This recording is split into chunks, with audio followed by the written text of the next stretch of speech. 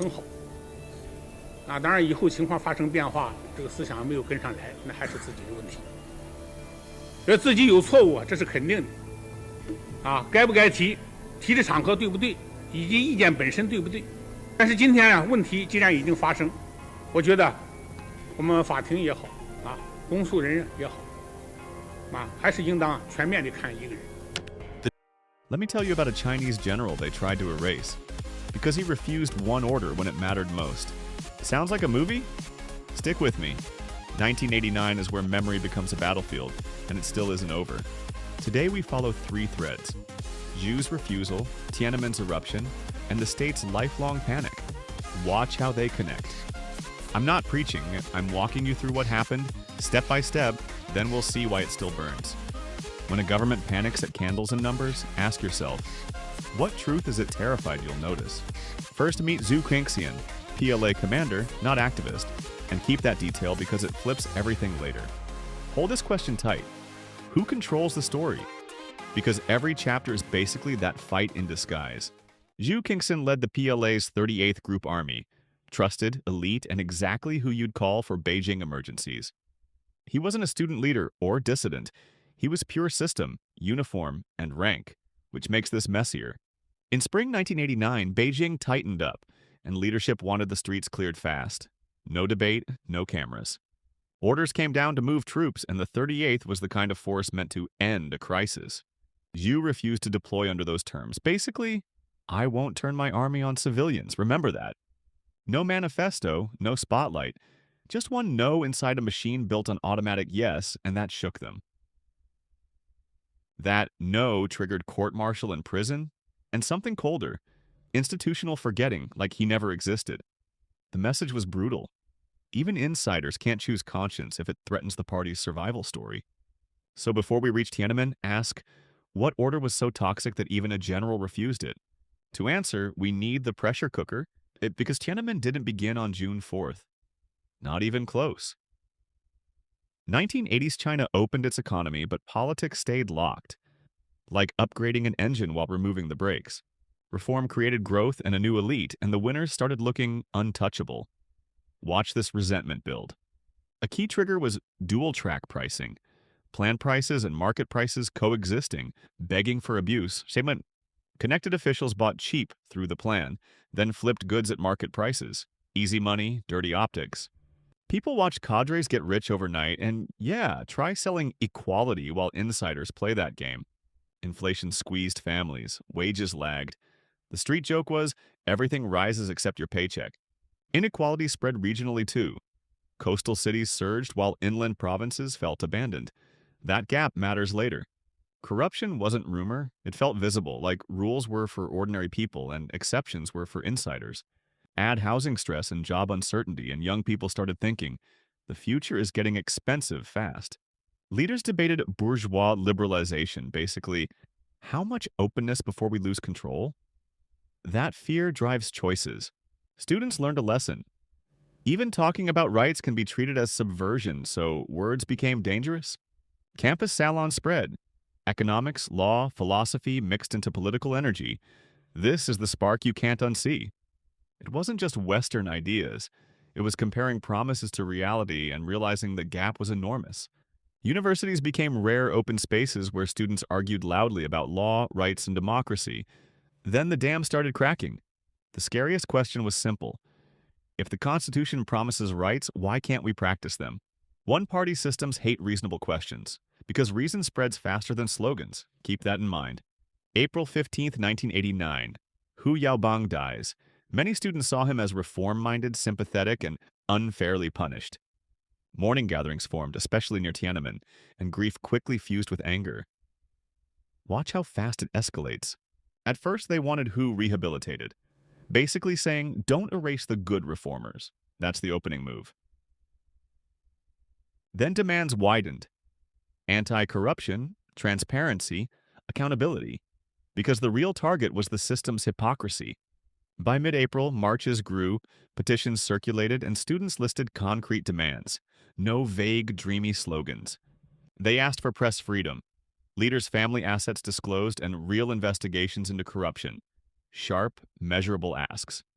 They also demanded respect. Stop smearing students as criminals and treat them like citizens with a voice. When officials dodged dialogue, students felt dismissed, and anger hardened into resolve, especially after public insults. Ordinary Beijingers brought food and water, sometimes shielding students. This wasn't a campus bubble anymore. That support mattered. Workers, families, elders joined. When society joins, the state starts feeling cornered. Organizers tried to stay nonviolent and orderly because they knew the state was hunting for an excuse. But time cuts both ways. The longer it lasts, coordination frays and rumors outrun any megaphone. Key point: most protesters weren't demanding the party's collapse or instant multi-party elections. Hold that nuance. They pushed the party to reform itself, like yelling at a parent to follow their own house rules. The movement spread to hundreds of cities, pulling in workers and intellectuals. Now it's nationwide pressure, not theater. In May, hunger strikes raised the stakes. Suddenly the question became, who will blink first? Then Gorbachev arrives, global cameras roll, and leadership embarrassment spikes. This is where pride enters policy. The square became a stage and a headache. Negotiate and look weak, or crush and look brutal. Inside leadership, a split hardened. Dialogue versus chaos fear, haunted by the Cultural Revolution trauma. Trauma politics is powerful. Once you've lived disorder, every crowd starts looking like the apocalypse. April 26. People's Daily labels it turmoil, and that single word slams the door on compromise. If students are enemies, then negotiation becomes betrayal. So the narrative forces escalation. Still, many believed reform was possible, and that belief is why this moment mattered so much. This wasn't a foreign coup, it was a domestic legitimacy argument played out in public. Dangerous because it was visible. May 20th. Martial law declared, troops mobilize, and the capital holds its breath. Watch the next choices carefully. Citizens block convoys, talk to soldiers, feed them, like pleading for sanity in real time. For a while, the army hesitates, and that hesitation is exactly where Xu's refusal fits. Connect that dot. Behind scenes, elders and hardliners push decisive action, warning, hesitation means Soviet-style collapse. When martial law doesn't clear streets, leadership reframes it as regime survival. Once that happens, mercy disappears. Survival logic is poison. Restraint becomes weakness, and anyone urging restraint becomes a threat. Remember Xu again. By June 3rd, force is chosen. Units advance with armor and live ammunition. This is the point of no return. Much bloodshed happens on approach roads, not only the square. Muxidi becomes a key flashpoint. Witnesses describe indiscriminate firing, panic, and people dragging wounded under streetlights. Burn this image into memory. By early June 4th, remaining protesters are cleared, and the state regains physical control of Beijing. Then a second war begins, the information war, what happened, who died, and who gets to name it. The government calls it order restored. Many call it a massacre. 2 labels, 2 realities, 1 event. Here's the maddening part. Casualty numbers never settle because independent investigations are never allowed. Official figures cite a few hundred. Other estimates range to thousands. Once facts are locked, numbers become politics. Early tallies surfaced, like Chinese Red Cross reports, then vanished. Pay attention to what disappears first. Families searched hospitals and streets, compiling informal lists because official acknowledgement stayed scarce and controlled. When truth is sealed, rumors grow, and every estimate becomes a battlefield, exactly what the state prefers. June 5th, Tank Man appears, one person facing tanks, and the world gets a symbol it never forgets.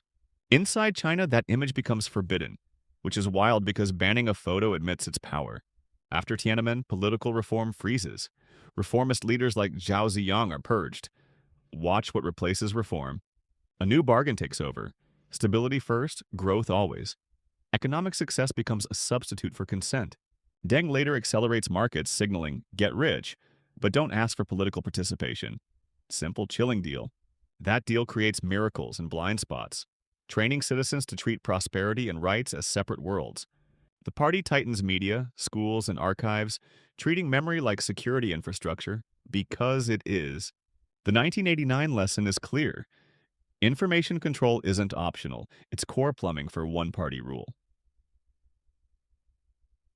Younger generations learn little about Tiananmen, not from apathy, but because the window is painted black. The story shifts from tanks on streets to filters on screens. Same goal, quieter tools, longer reach. Once you build that system, you must keep using it. Admitting the past risk collapsing the whole legitimacy story. That brings us to Beijing's reactions, because how they police memory reveals exactly what they fear most. First, language. Tiananmen, June 4th, 8964, scrubbed online like toxins and the chase never stops.